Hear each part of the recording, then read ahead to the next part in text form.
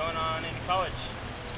I'm going to be studying at George Fox University up in Newburgh next year.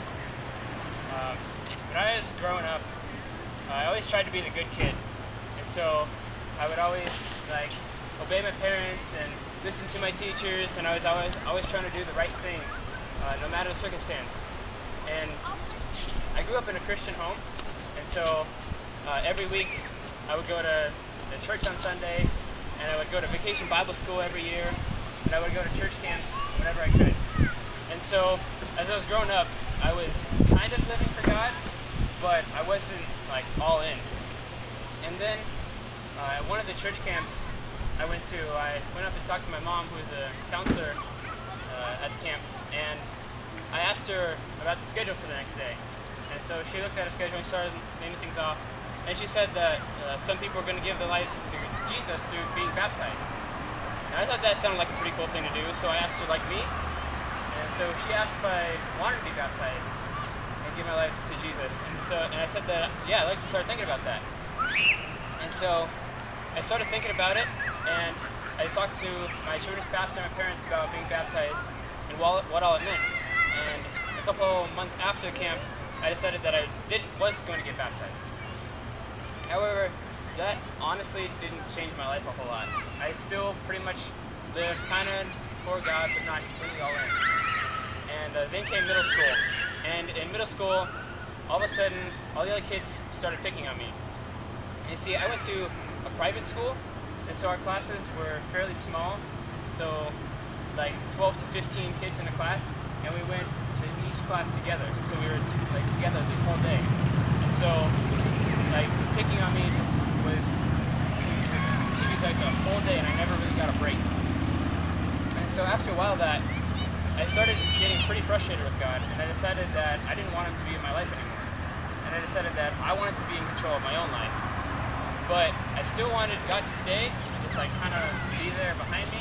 And so if there was something really big that was going on, I would just have Him come and help me out, and He would fix that, and then I would just take control again. And even through that time, I still trying to be nice to my classmates. And so I would have them over to my birthday parties, and I would have them over at my house sometimes, and other things like that.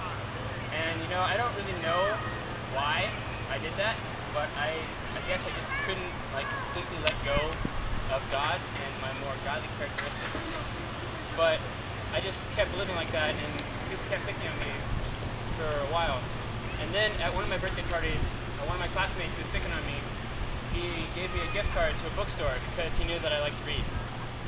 And so when I went to go use it, I found an autobiography about my favorite football player. And on the cover, it said, "My story of faith, football, and pursuing the dream." And I thought that was pretty cool because, it's about football, and I'm a big sports fan. And I thought, it also says faith, so it might talk a little bit about his relationship with Jesus. So you know what, I think I'll get this one. And so I got it, and it turns out that it was a lot more about faith than I thought it was going to be. And even though I still wasn't too happy with God at the time, I really liked it. And so a few months later, I decided to go ahead and read it again. Now, throughout the book, the author made a lot of references to his favorite Bible verse, which says, "Delight yourself in the Lord, and He will give you the desires of your heart." And this one time, I was just reading over it, and I just read through it, and I just stopped. I looked back up, I read through it again, and then something just clicked. And I started looking at my life then, and my life before I kicked God out. And I thought, before I kicked God out of my life and I took control, my life was pretty good. It wasn't perfect, and neither was I, but it was pretty good. And now, I'm not living for God, and when you look at my life, it's not good, and I'm not happy. And so I decided that I wanted to give my life back to God. And so I did. And once I started genuinely living my life for Jesus, I started to find that when people picked on me, it didn't hurt as much. And soon they started to realize that it wasn't bothering me, and they just started to stop doing it. Started doing it less and less. And so throughout this time, I gathered a reputation of Christ-like and almost like perfect even.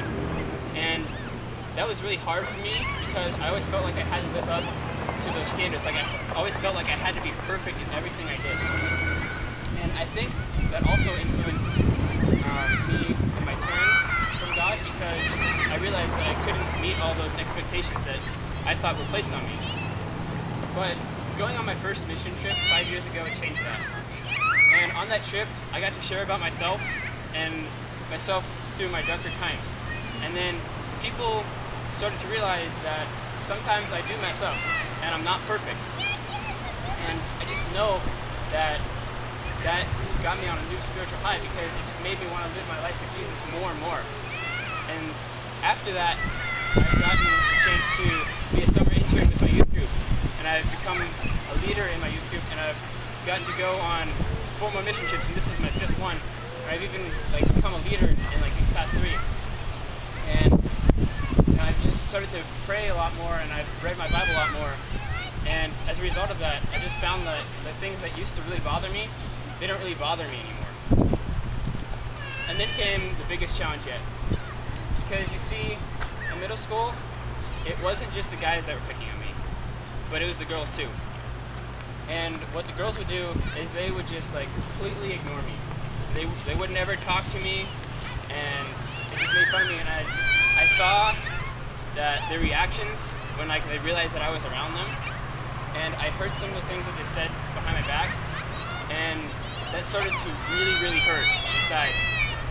And so, with everybody picking on me, I started to just close myself off from everybody. But I paid special attention to make sure I closed myself off from girls.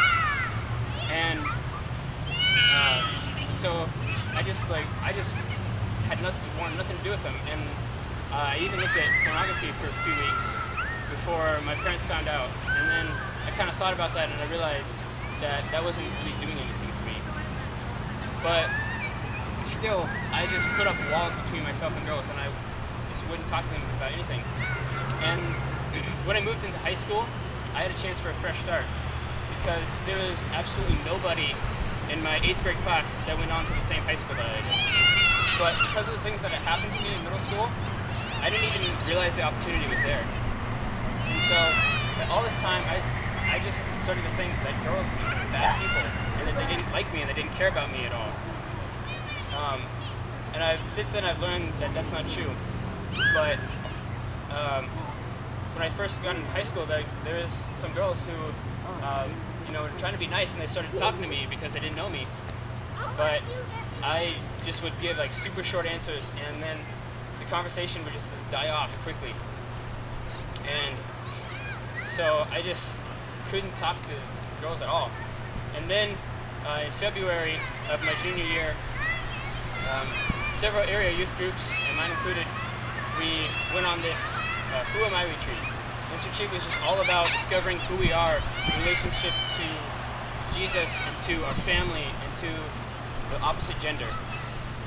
And for pretty much the whole retreat, the guys and girls were in different places. But at the end, we all came together, and the guys got to practice some of the things that we learned during the week. And so we got to pull a chair out and help the girls sit down, and we got to pour their drinks, and we got to do things like that. And see, all along I just thought the retreat was okay, it's alright, but nothing special. But then at the end, something just clicked, and I just heard God saying to me, Ryan, it doesn't have to be this way. I've been here all along, and I want to help you change, and I can help you change. All these things that are holding you down, I'm bigger than that, I'm stronger than that, and I can help you change. And that just really hit me. And so that night, I made a promise that I was going to try and change. And I was going to go and try and talk to girls and be nice, no matter how people had treated me in the past. And not only that, but I made this promise that I was going to act like a gentleman, and that I was going to do things like hold the door open for girls when they were coming in at the same time as me. And in that summer, I made it official with this penny challenge with my friend. And see, I wear this Australian penny because our society says to talk, dress, and act like we're worth nothing more than a penny. But I believe that girls are worth so much more than that. And so this is a promise that I'm going to treat them with respect and honor. And so when I first started to step out and to do these kind of things and talk to girls, I was pretty scared because like I couldn't even talk to them when they came up to talk to me, and now I was going to be the one who was stepping out and doing things and starting conversations. And so at the very beginning, it took like all the strength I had just to say hi when I saw someone I knew in the halls or at youth group. And so I would have to just pray and pray and pray just to work up the courage to say hi. But I just kept trusting in God, and after a while, that just saying hi started to turn into short conversations. And then the short conversations started getting longer and longer. And I mean, it's just been amazing how much Jesus has done in my life. And now, it hasn't always been perfect. I mean, there have been times that I have had opportunities to say something and I didn't. I chickened out. And there have been times where I've said and done some stupid things. But what I found is that those are the times that I took my focus off of Jesus. And I started looking at the things in my past and the troubles that I had struggled with before. And I started focusing on them and how big of a task it was to do that instead of focusing on Jesus and how much he could do. But even when I do those things, I always know that Jesus is going to be there to forgive me and just help pick me up and to dust me off and help me just keep going. And so, just when I look at where I was just like a year and a half ago, and I look at where I am now, it's just completely overwhelming to see how much Jesus has done in my life and how far he's taken me in just a short amount of time. And so, for now, I'm just going to keep praying and growing and reading my Bible and just sharing. And I know that my story is going to grow also. And so if you have any questions about me and my story, just come up and talk to me. And after we're done here back at the church, and you can send me a Facebook request. My name is Ryan Hance, it's Hance, and I'd love to just talk to you and answer any questions that you might have about me, about my life. Thank you for listening.